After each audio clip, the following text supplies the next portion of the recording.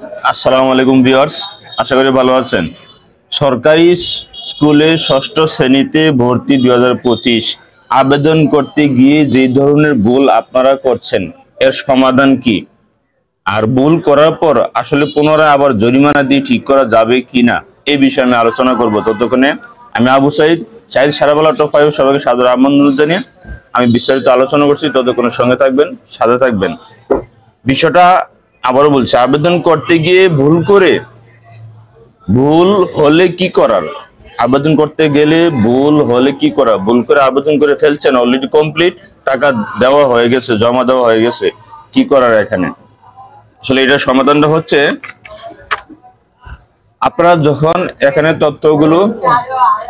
এই তথ্যগুলো fill up করতে যাবেন, এখানে এই তথ্যগুলো ফিল আপ করতে যাবেন, নাম, জন্ম তারিখ, জন্ম নিবন্ধনের নাম্বার, বাবার নাম, মায়ের নাম, বিশেষ করে এইগুলো যখন আপনারা ফিল আপ করতে যাবেন তখন এগুলো ভুল হয়ে যায়, স্পেলিংগত ভুল হয়ে যায়। জন্ম নিবন্ধনটা লিখতে গেলে তখন দেখেছি পরবর্তীতে এই ভুলটি ধরা পড়ে।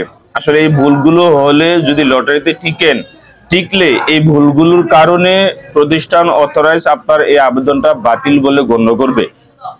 সেক্ষেত্রে কি করবেন, আপনারা ফি দেওয়া হয়ে গেল, ফি দেওয়ার পরও আপনারা আবারও আরেকটা আবেদন করবেন। আবারও আরেকটা আবেদন করার পর আপনারা সাবমিট দেওয়ার পর পুনরায় এই টাকাটাও আপনারা জমা দিবেন।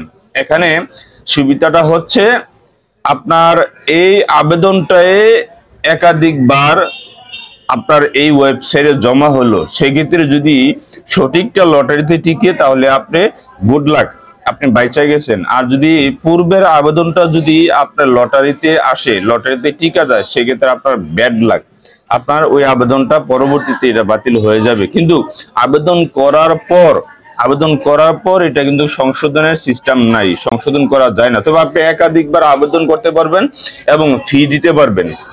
আপনি একাধিকবার আবেদন করতে পারবেন এবং ফি দিতে পারবেন। এতে করে যতগুলো আবেদন করবেন ততগুলো আবেদন আপনার ওয়েবসাইটে জমা হবে। একই প্রতিষ্ঠানে, একই লোকেশন, একই জায়গায় আপনি একাধিকবার আবেদন করতে পারবেন। সেক্ষেত্রে কি হবে, আপনি এই ওয়েবসাইটে যখন জমা হবে, তবে একবার দুইবারের বেশি করবেন না, দুইবারের বেশি করা যাবে না। আপনি বলতে পারেন যে হ্যাঁ আমি 5 বার 10 বার করি, আমার লটারির যে পিস, যে কাউন্টিং এটা একটু বেশি হলো, বাড়ি হলো, সেক্ষেত্রে সুবিধা না। একবারে বেশি দুইবার করবেন, প্রথম একটা ভুল বলেই থাকবে, ওটা সহ আপনার লটারি কোষাগারে, লটারির যেই ওয়েবসাইট ওখানে জমা হবে, শরীরটাও জমা হবে। এতে করে শরীরটাও যদি হয়ে যায় আপনি বাইচা গেলেন এটা দিয়ে। আর জরিমানা বলতে, জরিমানা দিতে হবে কিনা, জরিমানা দিবেন ঠিকই, তবে দ্বিতীয়বার আবেদন করবেন সেটার জন্য জরিমানা দেওয়া লাগবে। তার জন্য প্রথম আবেদনটার মধ্যে হালকা কিছু জরিমানা দিয়ে সংশোধন করার প্রসেস নাই, এই প্রসেসটা নাই। আবেদন করতে হবে, টাকা জমা দিতে হবে, এটা হচ্ছে সিস্টেম।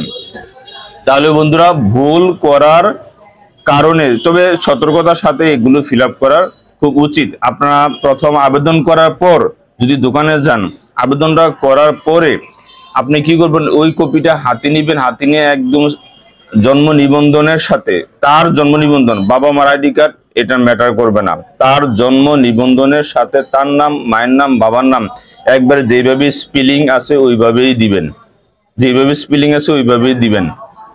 তাহলে পরবর্তীতে লটারিতে টিকলো এটা বাদ যাবে না। অনেকের আছে তার জন্ম নিবন্ধনের সাথে তার বাবা মার নামের স্পেলিং গুলো হালকা সমস্যা থাকে, এটা থাকুক, এটা পরবর্তীতে আপনারা ঠিক করবেন। তবে জন্ম নিবন্ধন যেভাবে আছে এইভাবেই, বেমিল থাকলেও এইভাবে তার ফর্মটা ফিল আপ করতে হবে। আমি বুঝতে পারছি। আজ তাহলে এইটুকুই, ভালো থাকবেন, সুস্থ থাকবেন, আল্লাহ হাফেজ।